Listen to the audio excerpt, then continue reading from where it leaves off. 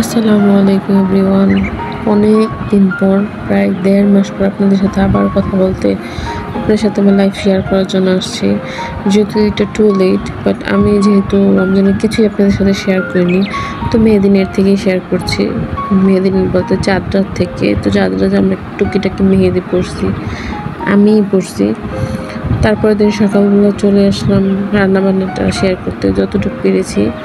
তো সকালবেলা আমাদের তেমন কোনো তাড়া ছিল না, খুব সকাল সকাল রান্না বসিয়ে দিয়েছি। সকালে রান্না শেষ, তারপরে এখানে আমরা রাইস কুকারে পোলাওটা আমি বসিয়ে নিচ্ছিলাম।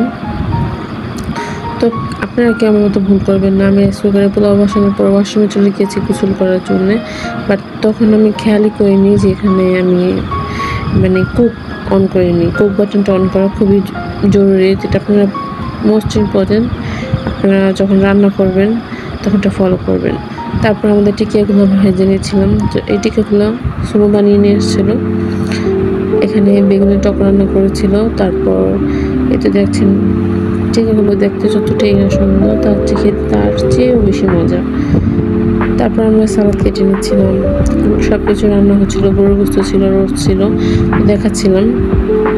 আন্টি বললো সব রান্না শেষ, আম্মু রান্না করে আমি একটু রেস্ট নিচ্ছে।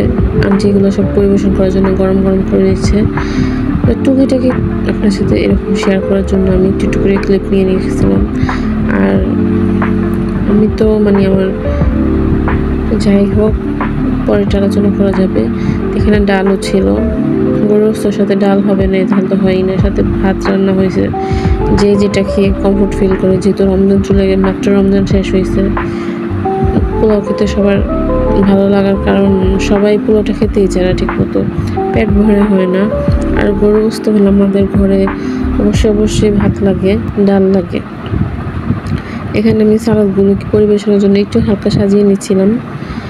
তারপরে আমি চলে গেলাম আমরা খাবার দাবারের পর্বে, বাট এটা আপনার সাথে শেয়ার করা হয়নি। আমার মামতো বোন খালাতো বোন ছিল, তার আমাদের সাথে একসাথে খাওয়া দাওয়া করেছে। তো এই রোস্টটা যেহেতু আপনারা দেখেননি, রোস্টটা খুবই সুন্দরভাবে রান্না করছিল। রোস্ট রান্না করছিল আমার খালামণি। তো এখানে আমরা খাবার পরিবেশনের আগে আবার সবগুলো খাবার গরম করে নিব। এটা সালাদ যখন কেটে নিচ্ছিলাম, তখন আন্টি সালাদ কেটে নিচ্ছিল আর আমি ভিডিও নিচ্ছিলাম। তো সব কিছু বাটিতে বেড়ে নেওয়া হচ্ছিল। সালাদ, বেগুন টক, রোস্ট, টিকিয়া, সাথে গরুর গোস্তটা গরম করে নিচ্ছিল। আর বাইরের ওয়েদারটা দিন ছিল খুবই গরম, খুব গরম ছিল। তারপর আমরা বিকালে একটা আইসক্রিম কেক খেয়েছিলাম, সেটা একটু আপনাদের জন্য ক্লিপ করে ভিডিও তুলে রেখেছিলাম। আইসক্রিম কেকটা আমরা খেয়েছি, ভালো ছিল, বাট এটা ভ্যানিলাটা আমার ভাই খেয়েছে, এটা নাকি বেশি মজা। তারপর আমরা একটু ঠান্ডা 7 আপ খেয়ে নিলাম। খাওয়ার পর চলে গেলাম বিকেলে আমরা খালামণিদের বাসায়। সেখানে আমাদের সুন্দর মজার শ্যামে পরিবেশন করা হয়েছিল।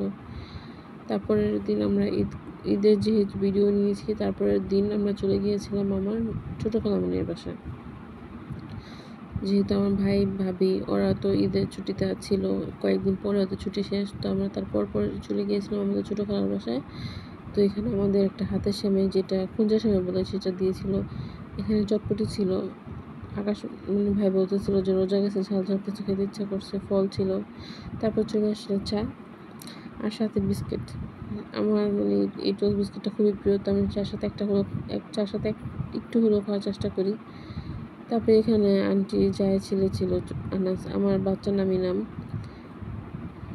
তারপর আমরা গান শুনছিলাম, মজা করছিলাম, সাথে আমরা আমাদের চাটাও এনজয় করছিলাম। আলহামদুলিল্লাহ, ঈদটা খুব ভালোভাবেই কাটছে। আশা করি সামনে আমাদের দিনগুলো এভাবে ভালো যাবে। আপনার সাথে সব কিছু শেয়ার করতে পারবো। আজকে এই পর্যন্ত। আল্লাহ হাফিজ।